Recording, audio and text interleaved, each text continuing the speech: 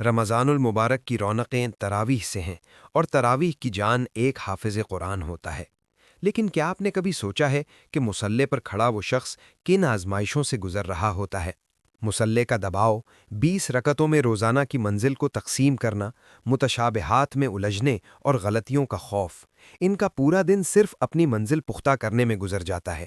گلا بیٹھ جانے کا ڈر اور افطار کے وقت اس احتیاط سے کم کھانا کہ کہیں تلاوت میں سانس نہ پھولے، یہ ایک مسلسل ذہنی آزمائش ہے جو قرآن مکمل ہونے تک جاری رہتی ہے۔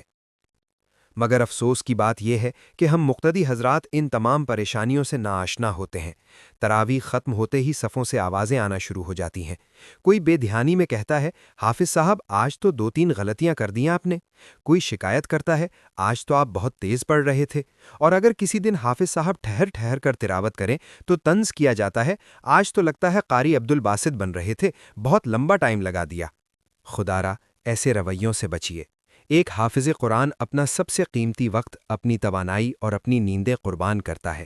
انہیں بھی انسان سمجھیں، ان کی حوصلہ افزائی کریں۔ معاشرے میں ان کے ساتھ یہ سوتیلی ماں جیسا سلوک انتہائی افسوسناک ہے۔ اللہ تعالی ہمیں ان باتوں کو سمجھنے اور اپنے حفاظ کی قدر کرنے کی توفیق عطا فرمائے۔ آمین۔